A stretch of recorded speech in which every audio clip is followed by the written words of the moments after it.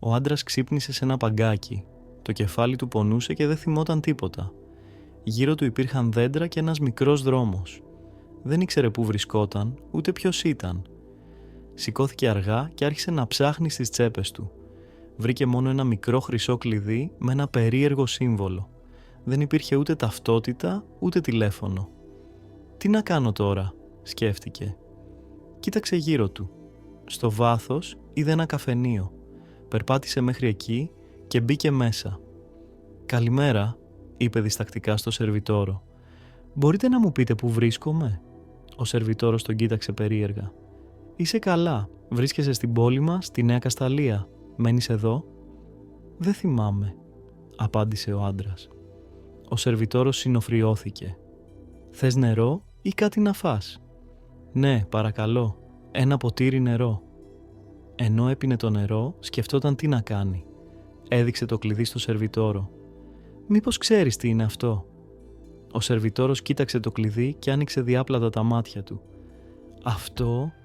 Αυτό μοιάζει με τα κλειδιά του παλιού ξενοδοχείου στο λόφο». «Ξενοδοχείο?» ρώτησε ο άντρας με περιέργεια. «Ναι, το αστέρι της θάλασσας. Είναι κλειστό εδώ και χρόνια. Ανήκε σε μια πλούσια οικογένεια, αλλά κανείς δεν ζει εκεί πια». Ο άντρας αισθάνθηκε ένα παράξενο συναίσθημα. Έπρεπε να πάει εκεί. Ίσως θα έβρισκε απαντήσεις.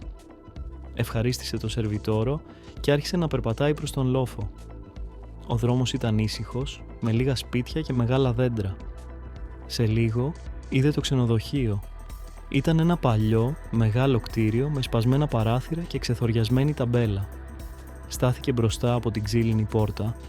Με χέρια που έτρεμαν, έβαλε το κλειδί στην κλειδαριά και το γύρισε. Η πόρτα άνοιξε αργά.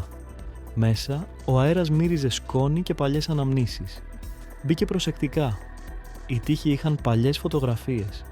Σε μία από αυτές είδε έναν άντρα που του έμοιαζε. Η καρδιά του χτύπησε δυνατά. Ήταν αυτός. Ξαφνικά άκουσε βήματα πίσω του. Γύρισε και είδε μια γυναίκα. «Επιτέλους γύρισες», είπε εκείνη με δάκρυα στα μάτια. «Σε ψάχνουμε εδώ και χρόνια». «Ποια είσαι?»